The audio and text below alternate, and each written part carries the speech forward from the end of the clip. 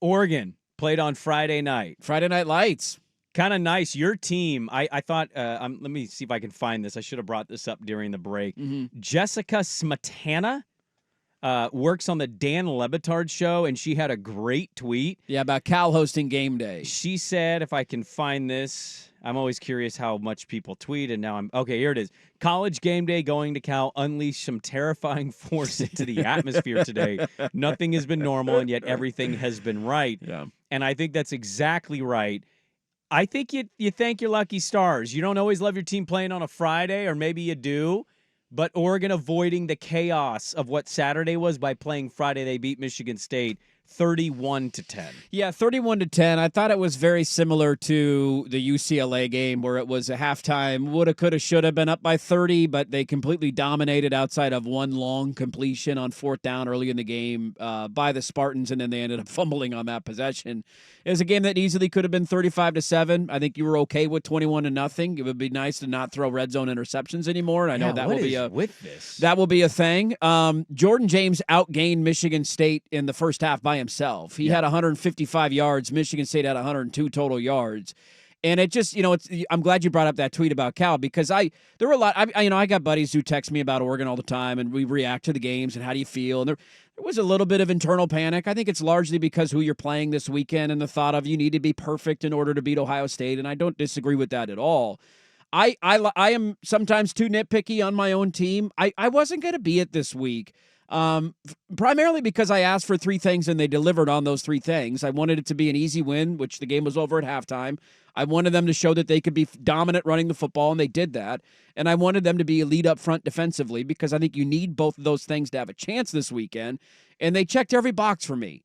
But the other aspect of it is, look what happened on Saturday and the chaos that ensued. And it's funny thinking back to those first two games for Oregon, when everybody was hypercritical, myself included, about the way they played and eking out wins. And now you look back and you say, thank God you won the games, man, because you're clearly playing better football. I don't know what's going to happen this weekend, but you have found a different gear in certain aspects of your game. And a win is a win at this point in the season, especially a conference win. And so they dominated defensively. Michigan State didn't have a chance to score outside of the opening possession until Oregon pulled all their starters, and they did everything that I wanted to see them do. And now we get to find out how for real they are this weekend. Let's hear from Dan Lanning in the postgame of just beating Michigan State. Our fans were absolutely awesome tonight. I think anytime that you can, play a physical game like that and control the rushing attack on both sides of the ball, it's going to create success. Clean relatively on special teams play, really good on third down. Still some moments there for growth. In the red zone, we got to come away with points. We got to go score. That didn't show up a couple times tonight, and it could hurt you later on in the season. So that's something we'll definitely attack moving forward this year. But overall, proud of our guys' performance and the growth.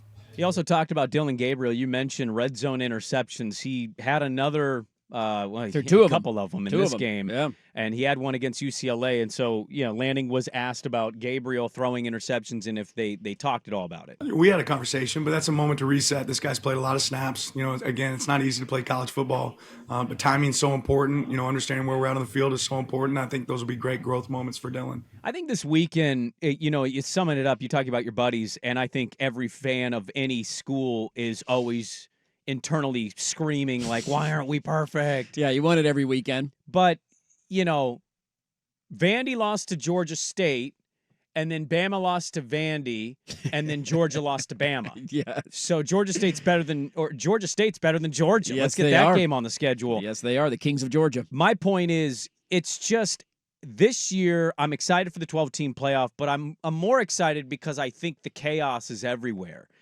If Iowa State ends up in the semifinals, I don't know if I'm going to be surprised. I don't know if there's a scenario where I'm really surprised by what happens in the playoffs, because we go into this year with, the usual suspects that you tell yourself they're 20 points better than most. And what we're seeing so far this season is it's not really the case.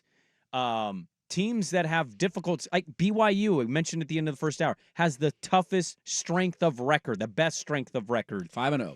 And they're 5-0, and BYU was picked to finish near the bottom of the Big 12 by many pundits. 5-0. Oklahoma State came in with all this big hype, this big talk. Oh, their whole offensive line is back, and Ollie Gordon and experience at quarterback.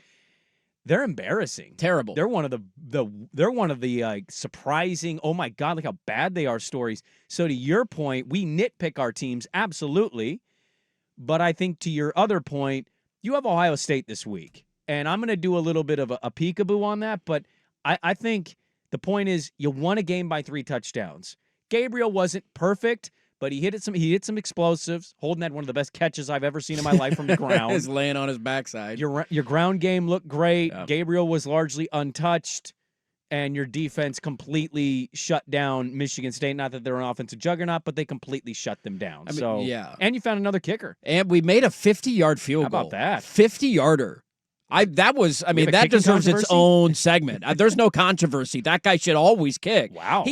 Oregon made a 50-yard field goal. You've kicked Sappington off the field. 50-yard field. Do you guys realize how big of a deal that was? And it was a no-doubter. No doubter. Like, not a wall scraper. That thing cleared. That was out of the ballpark, man. I was blown away at that.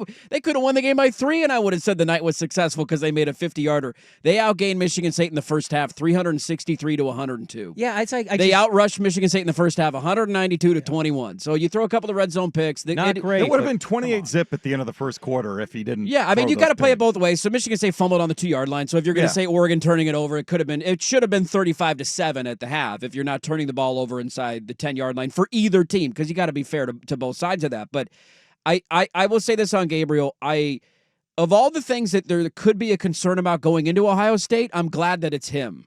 Because he's one of the more trustworthy things on this team for me. You're glad that it's your Well, like I'm quarterback? saying, like, what would be the bigger concern? Dylan Gabriel throwing a red zone pick or your offensive line not blocking great against Michigan State?